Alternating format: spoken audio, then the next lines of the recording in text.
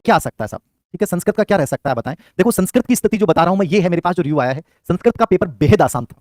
कई आपको लोग कहेंगे, मेरी एक खुद बात हुई 2-3 एक्सपर्ट से, तो मुझे नहीं लगता कि राजस्थान भर में जो भी संस्कृत पढ़ाता है उनके किसी भी नोट्स हैं कि 70 मतलब 60% एक प्रकार से तो मान के चलेंगे अपन, लगभग प्रश्न आए। मुझे लगता है कि कोई भी ऐसी किताब नहीं होगी, कोई भी ऐसा एक्सपर्ट नहीं होगा जिसके नोट से प्रश्न नहीं आए हो, मतलब ऑप्शन तक चेंज नहीं किए गए। तो सभी का एक जैसा रिव्यू है, संस्कृत का पेपर बेहद आसान है, बेहद आसान माना गया है। ठीक है, आपका जीके भी नॉर्मल, एकदम नॉर्मल था संस्कृत का। ठीक है, साइकोलॉजी भी ठीक ठाक था। ठीक है, आईसीटी डिफरेंट पैदा कर रहा है, उन 5 प्रश्नों को अपन लेके चलें तो संस्कृत का जो रिव्यू आ रहा है हमारे पास, वो आ रहा है 117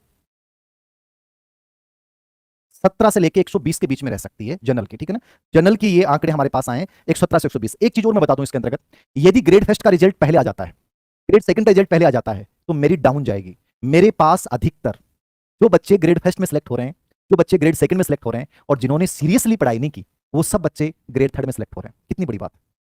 जो बच्चे बेचारे उम्मीदें लेके पूरा दिन रात एक किया, गजब की मेहनत की, वो बच्चे तो बाहर हो रहे हैं।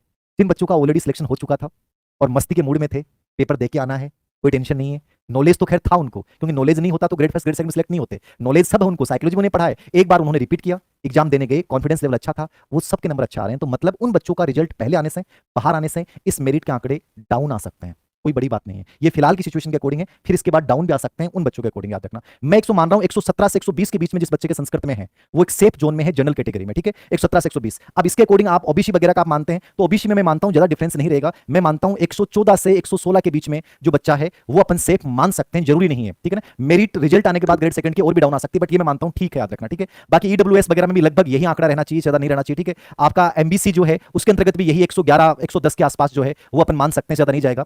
एसटीएससी में भी संस्कृत हिंदी में ज्यादा बड़ा वेरिएशन नहीं आता है। नॉर्मल जब आप देखते हैं तो एसटीएससी का यदि आप देखते हैं तो इनमें ज्यादा बड़ा अंतर तो नहीं आएगा, लेकिन अपन मान सकते हैं 104 के आसपास। ठीक है ना, 104 105, ठीक है ना, इनके आसपास जो बच्चे हैं, या मान लीजिए कि 102 प्लस जो बच्चे हैं एसटीएससी में, उनको अपन मान सकते हैं कि वो सिलेक्शन की दौड़ में है। जरूरी नहीं है ऐसा हो, जरूरी नहीं ऐसा हो, एक अनुमान है, याद रखना। बाकी अब तक जितने भी रिजल्ट आए हैं आरपीसी वगैरह के या अधीनस्थ सेवा चयन बोर्ड के, उनमें माना गया है एसटीएससी का जो है उसमें 10 से 15 नंबर का डिफरेंस रहता है। तो आप 10 से 15 नंबर मान के चलिए, जनरल के नंबर याद रखिए, उसे 10 से 15 नंबर मान के चलिए। जो आपका ईडब्ल्यूएस है वो 4 से 5 नंबर 6 नंबर कम मान सकते हैं। ओबीसी 3 से 4 नंबर कम रहता है, याद रखना। बट मैं इंग्लिश और साइंस में थोड़ा सा ओबीसी और जनरल में वेरिएशन मान रहा हूं कि ज्यादा डिफरेंस आएगा, याद रखना। ठीक है, बाकी लगभग सेम सा रहता है। और एमबीसी का थोड़ा डिफरेंस रहेगा निश्चित रूप से, ओबीसी से लगभग 5 से 7 नंबर अपन कम मान के चल सकते हैं। और विडो का जो है वो 15 से 20 नंबर के बीच में मान सकते हैं। स्पेशल कैटेगरी के जो विशेष शिक्षक के बच्चे हैं वो मान के चलिए कि जो मान लीजिए कि जनरल की मेरिट है उससे अपने कम से कम 8 से 9 नंबर या 10 नंबर जो कम मान के चल सकते हैं मेरे अकॉर्डिंग। जो आपके दिव्यांग बच्चे हैं उनके, स्पेशल वालों का देखो हो सकता है कि पोस्टें ठीक थी, तो स्पेशल वालों का बड़ा अंतर हो सकता है, 20 से 25 नंबरों का वेरिएशन मिल सकता है।